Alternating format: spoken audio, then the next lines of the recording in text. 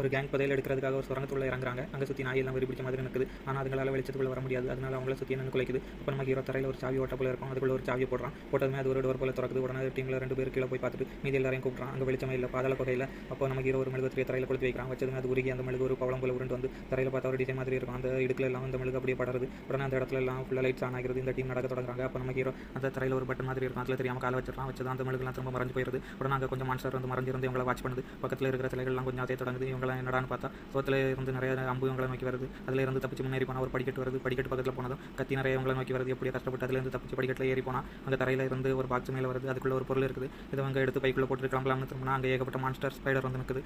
எப்படியோ தப்பிக்கலாம்னு பார்த்தா மேலே லைட்ஸ்லாம் தொங்குது. அதில் தாவி போயிடலாம்னு போகிறாங்க. அப்போ ஒருத்தன் மட்டும் கீழே மாட்டிக்கிறான். அவனை காப்பாற்ற 2 பேர் கீழே இறங்கி அதுக்குள்ளே அடிக்கிறப்போ அந்த பொருளை வச்சிருக்கிற பேகத்துக்கு மேலே இருக்கிற பொண்ணுகிட்ட போடுறாங்க. போட்டோம்னா அந்த ஸ்பைடர்லாம் அவங்கள விட்டு அந்த பொண்ணு பக்கம் போயிருது. அப்போ தான் அவங்களுக்கே தெரியுது அது நம்மளை கொல்ல வரல, அந்த பொருளுக்காக வந்திருக்குதுன்னு. மீதி கதையை அடுத்த பாட்ஸில் பார்ப்போம். பாய்.